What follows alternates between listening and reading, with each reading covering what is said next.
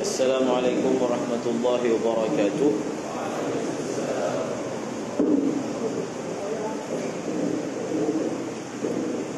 Alhamdulillah nahmaduhu wa nasta'inuhu wa nastaghfiruh wa nu'minu bihi wa natawakkalu alayhi wa na'udzu billahi min shururi anfusina wa min sayyiati a'malina man yahdihillahu fala mudilla lahu wa man yudlil fala hadiya lahu. نشهد أن لا إله إلا الله وحده لا شريك له ونشهد أن سيدنا ومولانا محمدا عبده ورسوله قال الله سبحانه وتعالى وذكر فإن الذكرى تنفع المؤمنين وقال رسول الله صلى الله عليه وسلم كما قال عليه الصلاة والسلام. Alhamdulillah, bersyukur kita kepada Allah Subhanahu wa taala dengan limpah rahim dan kurniaannya membawa kita kembali ke tempat ini, di atas jalan ini yang disifatkan oleh Rasulullah sallallahu alaihi wasallam sebagai jalan ke syurga, sebagai fi sabilillah. Man kharaja fi talabil ilmi fahuwa fi sabilillah hatta yarji'. Barang siapa yang keluar daripada rumahnya untuk menuntut ilmu, maka dia berada di jalan Allah. Maka dia berada di jalan Allah sehinggalah dia pulang. Wa innal malaikata la tad'u ajnihataha li talibil ilmi ridan bima yasna'. Para malaikat meletakkan, menghamparkan sayap-sayap mereka bagi pelajar ilmu kerana suka, senang dengan apa yang mereka sedang lakukan. Apabila kita meninggalkan rumah kita, hendaklah fadail ini dibayangkan, disematkan dan dihadirkan dalam diri kita. Saya berada di jalan Allah, saya berada di atas jalan-jalan yang memudahkan saya masuk ke dalam syurga. Saya berjalan di atas hamparan sayap para malaikat. Perkara ini dihadirkan, dibayangkan supaya kita datang dengan semangat baru, semangat yang berkobar-kobar, dan supaya kita termasuk dalam golongan orang yang melakukan sesuatu dengan ihtisab, beriman dengan Allah dan berihtisab. Apa yang kita akan dapat, apa fadilat yang kita akan dapat, bagaimana pandangan Allah kepada kita.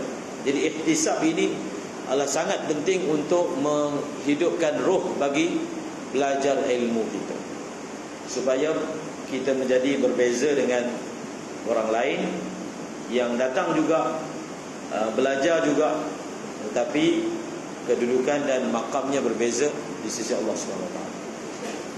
Pada petang ini kita akan muzakarah berkaitan dengan satu tajuk yang sangat penting yang disebut sebagai al-mutala'ah.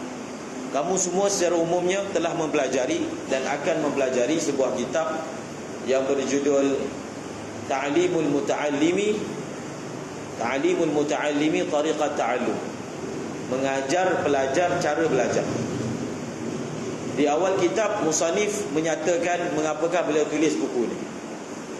Beliau menulis buku ini kerana terpanggil melihat keadaan para pelajar pada zaman beliau. yang datang belajar tu ramai. Kalau kita rasa madrasah kita ramai, sebenarnya dan hakikatnya orang-orang yang datang belajar agama pada zaman dahulu lebih ramai, berlipat kali ganda. Yang datang belajar ramai, datang ke pondok, datang ke pesantren, datang ke madrasah, ma'had, belajar ilmu agama itu ramai. Tetapi yang mendapat hasil daripada belajar itu sedikit. Datang belajar itu ramai, tetapi yang mendapat hasil itu sedikit. Melihat kepada fenomena seperti ini, maka beliau telah mengarang kitab tersebut.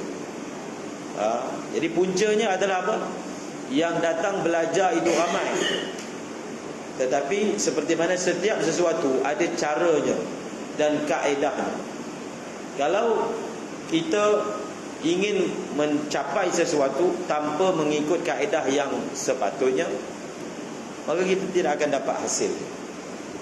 Sama ada dalam bidang agama ataupun bidang keduniaan, ada caranya, ada kaedahnya.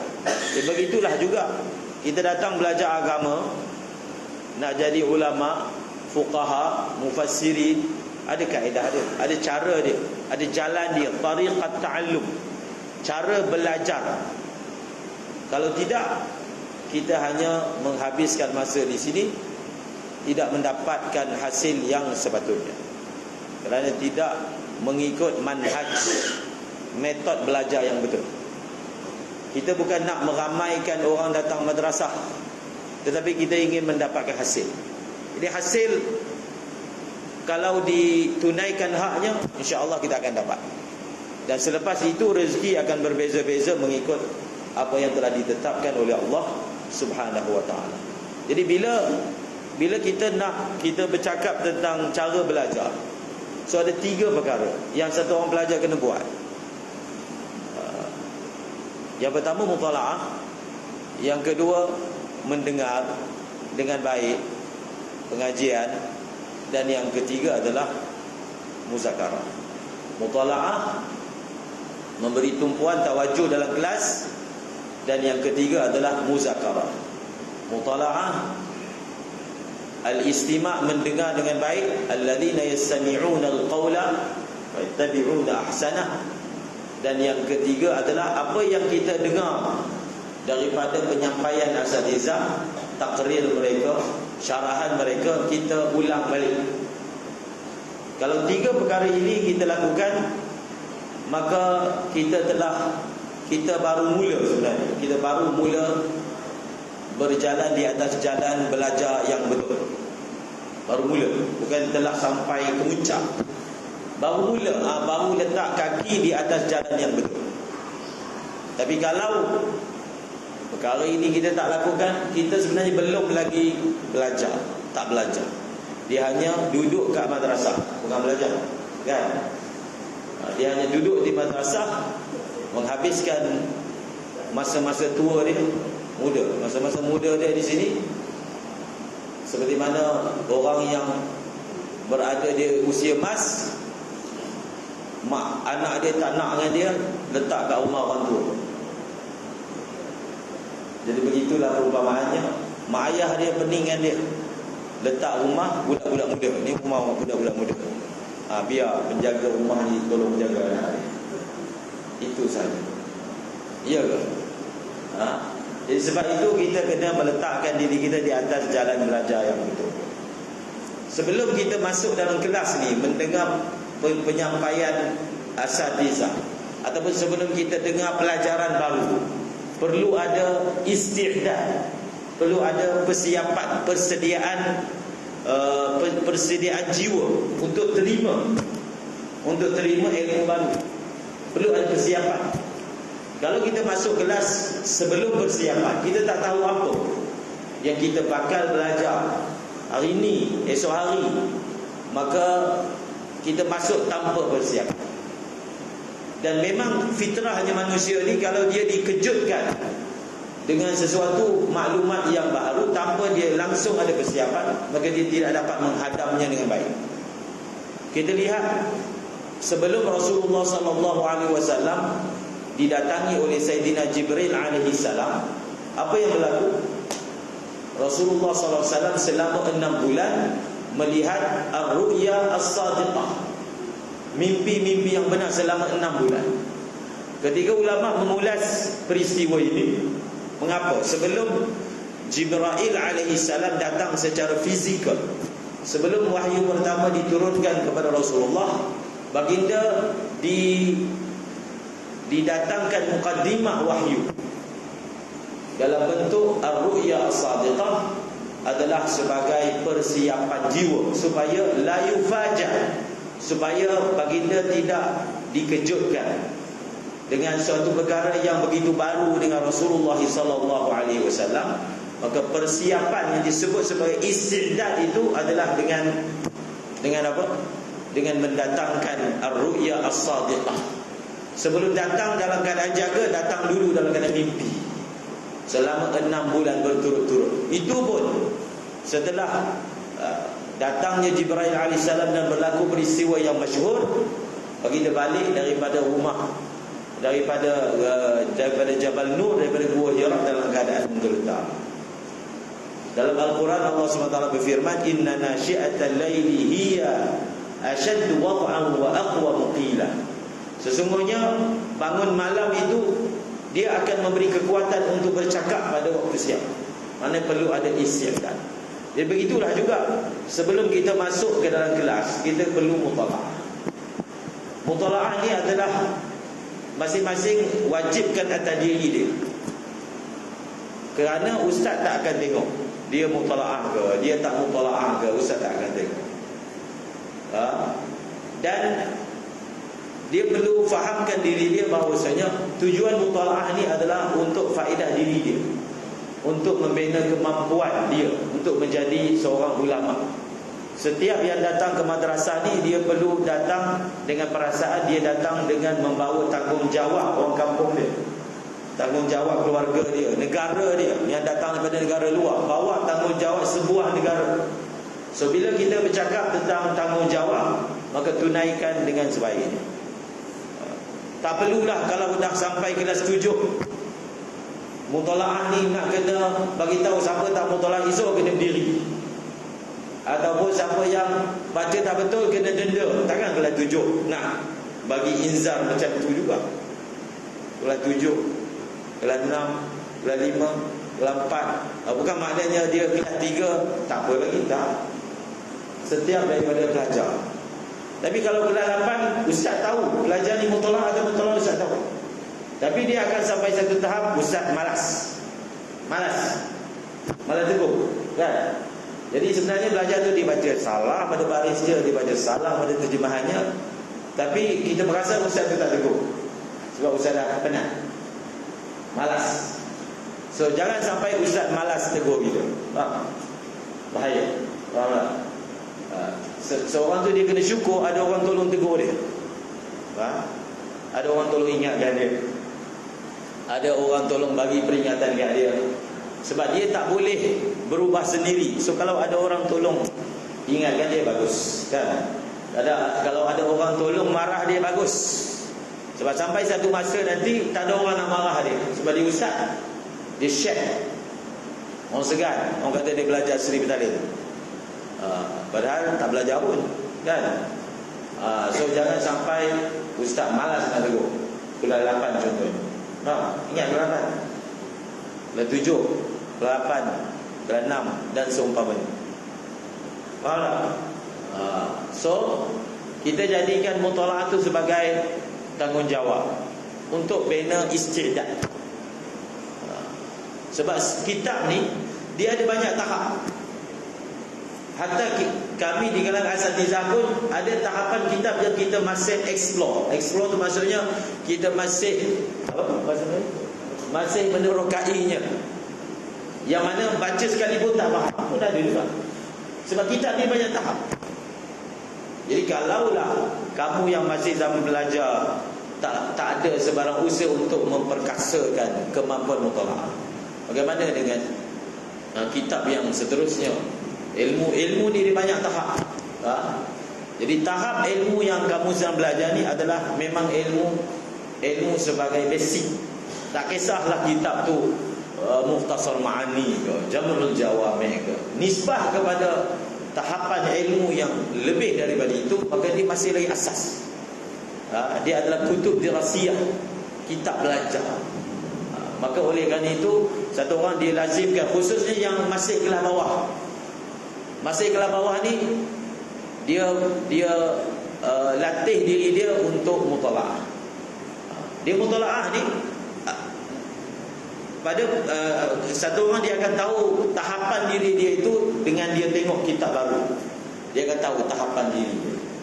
Masa mula-mula kita tahun 1 ke tahun 2 ke, kita baca kitab, satu perkataan pun kita tak faham. Maka kita akan mula untuk cuba memahami.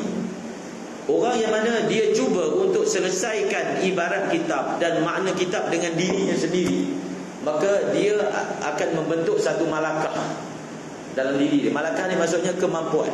Dia cuba untuk selesaikan sendiri, independent, istiqlal. Sebab tahapan yang kita nak hasilkan adalah istiqlal. Satu orang tu dia dengan dirinya sendiri, dia menerokai, memahami dan mengeluarkan apa yang ada dalam buku kitab yang dia baca dengan dirinya sendiri. Maka dia tengok kitab, dia tak faham. So apa yang pertama sekali kita kena buat? Yang ada kat depan kita ni buku. Buku ni maksudnya ayat. Ayat ni adalah sesuatu yang merupakan gabungan daripada beberapa buah perkataan. Ayat adalah merupakan gabungan daripada beberapa buah perkataan. Maknanya apa? Asas untuk memahami sesebuah kitab adalah kita memahami mufradatnya, setiap satu perkataan dalam ayat tersebut. Itu asas dia, perkataan. Contohnya buku yang ada kat depan saya ni, Al-Muqaddimatu fi Bayani Tariqil Mutala'ah. Ini untuk tahun 2 misalnya. Apa maksud Al-Muqaddimah, apa maksud fi, apa maksud bayan, apa maksud tariq, apa maksud mutala'ah, satu pun dia tak faham, contoh kan? Maka kerja pertama yang dia kena buat, dia ambil tahu setiap perkataan yang datang dalam ayat yang saya bacakan tadi. Dia ambil tahu makna perkataan. Maka cara dia macam mana? Ada beberapa cara. Pertama, dia tidur, malam tu dia mimpi. Cara yang pertama, mungkin ada wali-wali kat sini.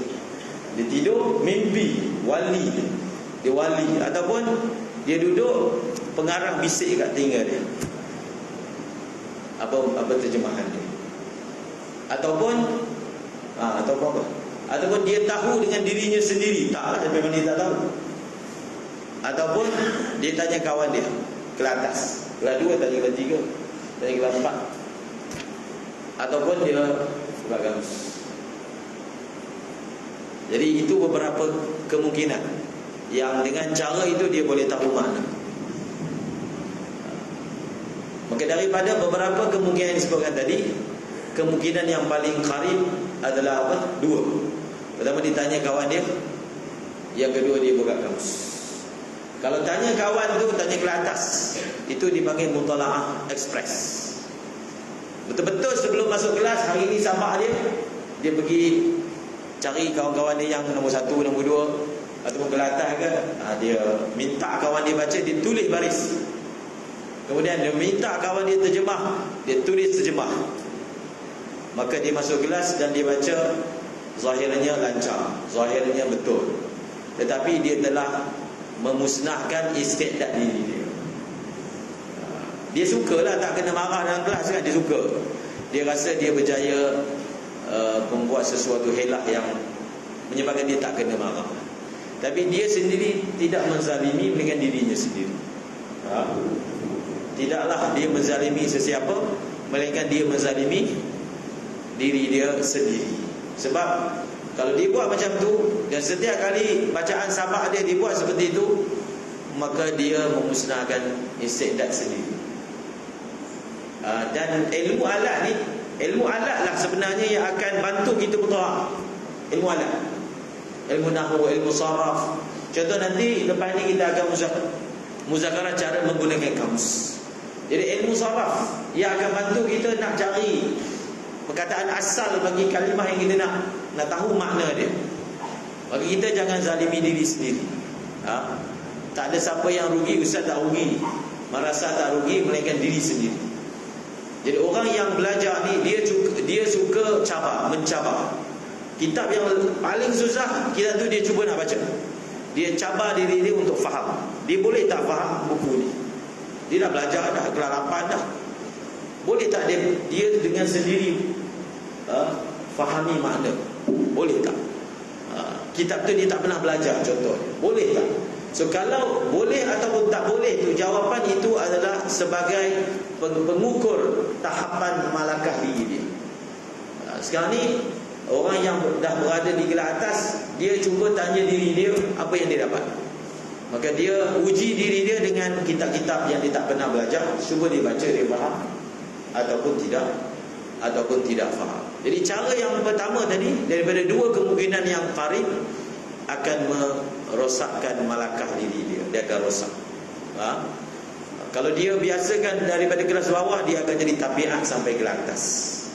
So dia akan ulama sebut ilmu alat ni, dia panggil ilmu semangat. Ilmu semangat.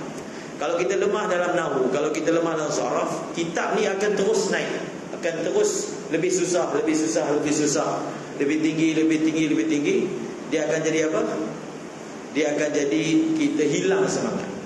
Kita tengok kitab kelas 5 susah, kita tak boleh nak faham, kita hilang semangat. Sebab alat kita lemah. Alat lemah jadi tak semangat. Orang pun dah malas nak bantu kita untuk tahun 3 cukup lah, ni dah tahun 5, takkan nak tolong. Aku punya mutalaah pun tak habis. Seorang pun dah malas nak mutalaah untuk kita. Maka dia akan hilangkan semangat kita belajar. Okey. So kaedah yang kedua adalah itulah yang sepatutnya dilakukan, iaitu kita tengok kamus. Kita tengok kamus. Orang yang dia belajar tengok kamus ni daripada kelas bawah, lama kelamaan dia akan kurang kebergantungannya kepada kamus. Kalau dia dah mula dari kelas 1, tengok kamus. Jangan ikut macam abang-abang yang tertentu, kan? Daripada kelas bawah dia dah cuba tengok kamus. Daripada kamus kecil nanti akan dimuzakarakan. Kamus pun satu hal juga. Tidaklah sepatutnya kita berada di kelas atas masih menggunakan kamus Oxford tu, kamus biru tu. Tak boleh, kan? Itu untuk tahun bawah. Tahun atas perlu ada kamus yang lebih tinggi, yang sepatutnya. Jadi kita cuba untuk berhubung dengan kamus semaksimalnya. Buka kamus. Maka insya-Allah makin rajin kita buka kamus, makin kuat mutalaah kita. Okey. Yang pertama kita tengok makna dia. Maka kita tengok fi. Fi pun tak tahu terjemahan. Contoh, fi maknanya di dalam. Bayan apa? Penjelasan. Tariq, jalan. Mutalaah. Ada orang yang mana dia mutalaah, dia tengok kamus dan dia telah buat. Betul-betul tengok kamus. Itu pun satu hal juga. Dia tengok kamus dan dia memang tengok kamus, tapi dia tak guna otak, dia panggil. Tengok kamus tak pakai otak. Maksudnya dalam kamus ni dia ada memberi, kadang-kadang, bukan kadang-kadang, banyak perkataan yang ada banyak makna. So bila kita tengok dalam kamus perkataan ni, dia ada banyak makna. So bila dia ada banyak makna, kita perlu pilih makna yang sesuai.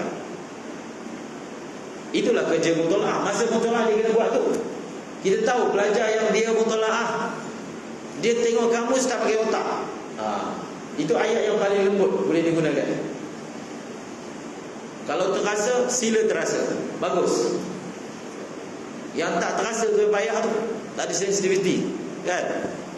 Bagi isyarat tak faham, maka kita cakap terang-terang. Jadi bila mutalaah kita gunakan otak. Yalah, kena gunakan otak lah. Nak guna apa lagi kan? Jadi kita tengok adakah makna yang saya akan terjemahkan, yang saya akan terjemah untuk ayat ini memang sesuai dengan konteks cerita, siap sabak dia panggil, sebelum dan selepas. Sesuai ke?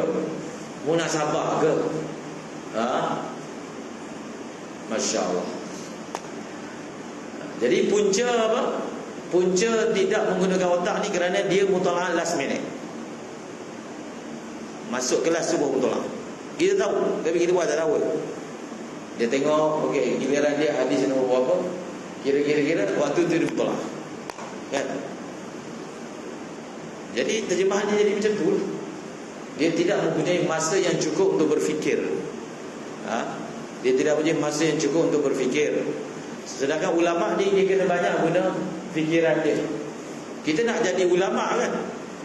Kita jadi ulama. Ulama dia tak boleh malas. Dia tak boleh malas membaca. Satu lagi, membaca ni, mutalaah ni yang kamu asah ni, dia akan gunakan untuk mutalaah yang lebih besar. Dia mutalaah dia dua. Ni mutalaah tullabul ilm.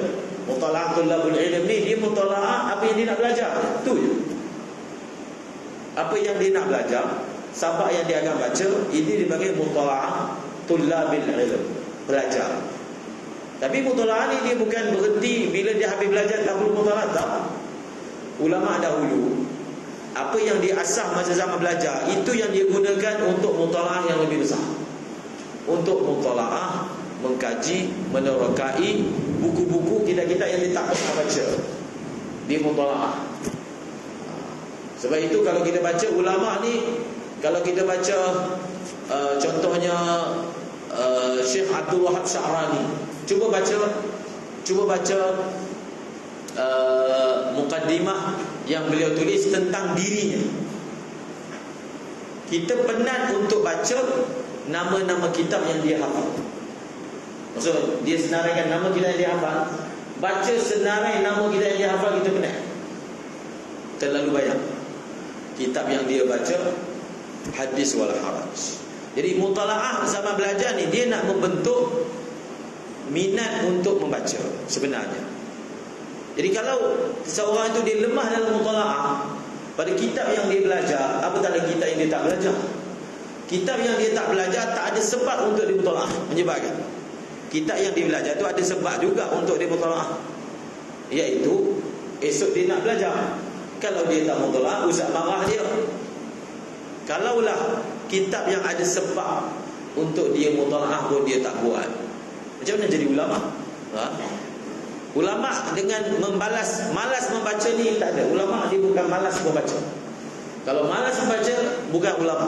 Maksud tak boleh jadi ulama. Sebutlah mana-mana ulama pun, kecuali yang dapat ilmu laduni lah. Itu cerita lain kan? Jadi semua nak dapat ilmu laduni, InsyaAllah. Wa ataina min ladunna apa ya dia?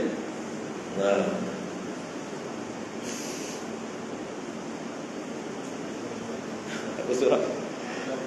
Wa 'allamnahu min ladunna ilma. Masya-Allah. Betul, kalau siapa nak dapat ilmu laduni boleh, tapi dia kena tunaikan hak untuk dapat ilmu laduni. Seperti mana nak dapat ilmu yang biasa-biasa ni ada cara dia, ilmu laduni pun ada cara dia. Masalahnya ilmu fizikal punya cara pun tak buat, ilmu laduni punya manhaj pun tak buat. Ilmu apa dapat? Ilmu syaitani mungkin tak dapat. Jadi oleh kerana itu kita kena ingat betul-betul, seorang ulama dia mesti usahakan malakah mutalaah. Dia usahakan dan dia cabar diri dia untuk dia cuba faham mutalaah. Jadi mutalaah ni dia bukan dia panggil mutalaah simplistik, simple, sathi, dia panggil sathi. Betul-betul sathi. Perkataan apa terjemahannya? Bas. Itu je. Bukan macam tu, macam mutalaah. Dia mutalaah, dia baca. Kalau kita tengok ta'rif mutalaah ni, sawful fikri fi mabhath liyanjaliya ma'na wa yahsul lil mutali'i min wuduhi matlabihi munah fayafuzu bil murad wa yaslam 'anil khata'i wal intiqa. Sarfu menggembeling pemikiran dalam sesuatu perbahasan supaya nyata oleh maknanya dan terhasil apa yang ingin dicapai oleh orang yang mutalaah, dan ia selamat daripada salah dan kritikan. Kesan daripada lemah dalam mutalaah ini akan menyebabkan satu orang dia mudah mengkritik kerana dia tidak melatih diri dia untuk mutalaah dengan lebih mendalam. Mutalaah itu maksudnya kita faham. Satu, kita faham lapis awal, kita baca lagi. Mungkin lapis awal yang kita fahami itu sebenarnya tak tepat. Jadi antara cara yang paling basic sekali, kita tengok siap sabak. Daripada segi siap sabak ni sesuai ke kalau kita nak terjemahkan benda ni. Dan sebenarnya mutalaah ni dia bukan hanya cari terjemahan. Ini pun salah faham juga. Mutalaah ni maksudnya sebelum masuk kelas kita dah faham ibarat kita, dah faham. Itu maksud mutalaah. Bukan cari terjemahan. Sebab kita dapati sebahagian pelajar cara dia terjemah tu menunjukkan dia terjemah macam ni. Okey, saya terjemah, kalau salah nanti bisa betul kan? Macam tu. Cara dia terjemah tu menunjukkan dia mutalaah macam tu. Saya terjemah lebih kurang dia ayat dia, nanti ustaz bagilah ayat yang sepatutnya. Bukan macam tu. Dia masa dia mutalaah, ayat yang sepatutnya digunakan untuk perkataan tu dia dah fikir, dia fikir. Dia dah fikir. Dia cuba baca balik, dia terjemah, cuba dia baca balik ayat. Ayat tu kena tak dalam bahasa Melayu pun satu hal juga.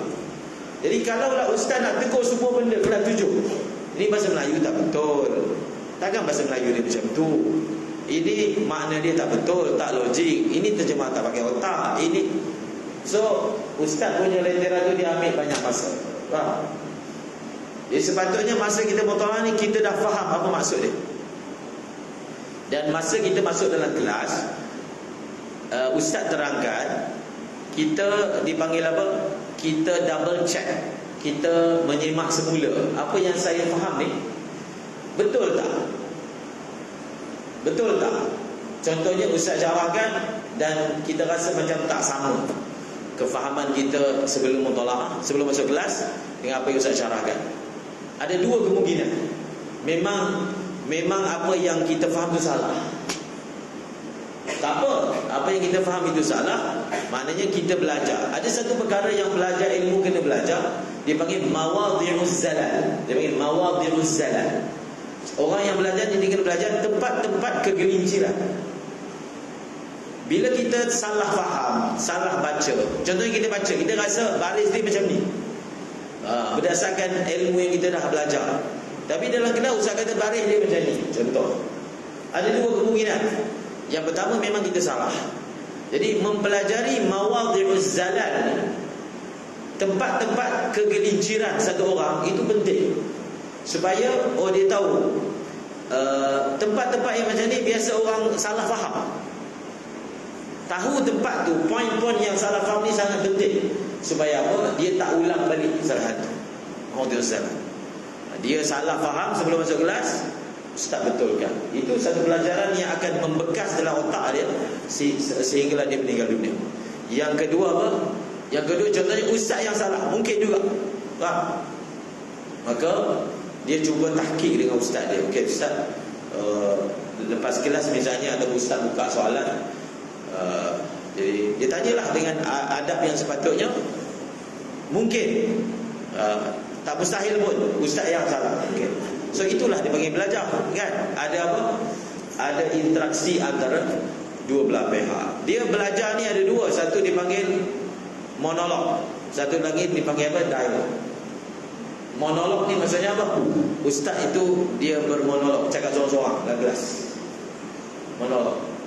Begitu wabillahi taufiq wal hidayah, keluar kelas. Itu dipanggil monolog. Faham? Yang kedua dialog. Dialog itu maksudnya ada interaksi. Kalau ustaz tu dia buka soal jawab dalam kelas, so kita tanya dalam kelas. Kalau dia tak izinkan tanya dalam kelas sebab kesuntukan masa, so kita tanya luar kelas. Semalam siapa sebut aku cerita. Samzah semalam kat Madinah, Samzah cerita. Dia kata Maulana Ihsan dia merungut dekat pelajar-pelajar tahun 5 di Railway. Beliau kata, dia kata kami ni para asatizah dekat Railway ni markah dunia. Orang datang dari seluruh dunia minta nasihat kehidupan. Maulana saya macam ni, macam mana sepatutnya saya buat, Maulana kan. Seluruh aspek kehidupan ni datang tanya. Berebut-rebut tu. Sampai security nak kena buat jadual, jumpa Maulana. Ada masalah tu, ada masalah ni. Tapi kamu ni maksudnya pelajar. Dia tak ambil langsung istifadah daripada kewujudan asatizah depan dia. Tak tanya tentang pelajaran, tak tanya tentang kehidupan, tak tanya apa pun tak tanya. Masya Allah. Kerana apa? Kerana dia telah belajar satu sifat. Nama sifat itu istighna, merasa kaya. Dia pun tak tahu nak tanya apa kat ustaz. Paling kurang lah kalau tak nak tanya tentang kehidupan, apa sepatutnya ni, saya ni nak kahwin ni sepatutnya macam mana, okey tak? Contoh. Dan lain-lain. Kalau tak tanyalah tentang kehidupan, tanyalah tentang pelajaran kan. Tak tanya langsung. Sampai ustaz nak kena marah. Kenapa tak tanya? Sebab orang yang tak bertanya ni, dia punya otak tak jalan. Otak tak jalan. Sebab dia tak tanya. Dia pun tak tahu apa benda yang belajar hari ni. So ini semua punca dia sebab tak mutalaah. Mutalaah ni adalah satu pemangkin menunjukkan orang ni dia nak belajar, dia nak tahu, dia nak explore, dia nak terokan. So kita mutalaah, kita faham sebelum masuk kelas. Faham yang dimaksudkan, dan paling kurang faham secara ijmali. Kalau tak faham secara tafsili, kita faham dah secara ijmali pelajaran hari ini.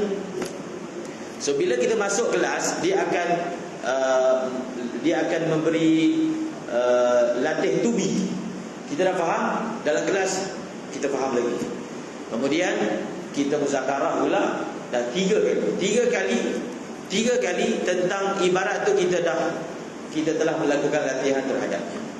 Sebenarnya kalau orang tu ditunaikan hak mutalaah, nanti kalau pemeriksaan tu mudah untuk dia. Mudah. Dia mutalaah, dia dengar dengan tawajuh. Kemudian selepas itu dia muzakarah. Jadi kalau kita tunaikan hak, insya-Allah Allah Ta'ala akan mudahkan kita. Itu sahaja. Semua ada tambah? Apa?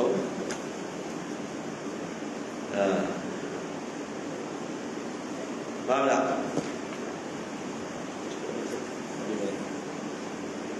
Selepas ni kita akan buat muzakarah berkaitan dengan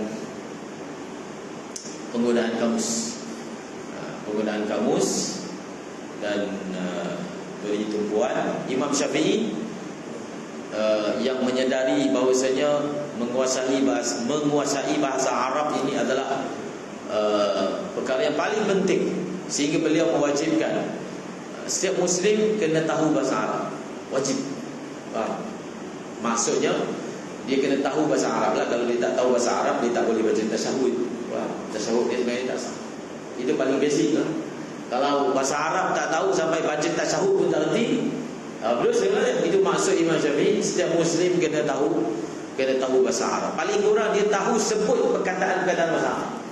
Kalau dia tak boleh sebut perkataan bahasa Arab, dia tak boleh baca Fatihah, dia tak boleh baca tasyahud, menyebabkan solat dia tidak sah. Jadi dan Imam Syafi'i kerana menyedari perkara ini, beliau telah, walaupun beliau orang Arab berbangsa Quraisy, untuk menambah penguasaan beliau terhadap bahasa Arab, beliau duduk bersama Bani Huzail selama 14 tahun, 20 tahun. Belajar apa lagi? Memang orang Arab dah, Quraisy, tapi seperti yang kita sebut tadi, ilmu ni banyak tahap. Ilmu ni banyak tahap, tak habis. Kalau satu orang tu dia belanjakan 1000 tahun daripada usia dia untuk belajar pun tak habis. Maka bahasa Arab ni banyak tahap. Jadi kalau kita masalah kamus pun kita tak selesai lagi, maka lambatlah untuk mencapai cita-cita menjadi seorang ulama yang berkhidmat untuk agama. Wallahu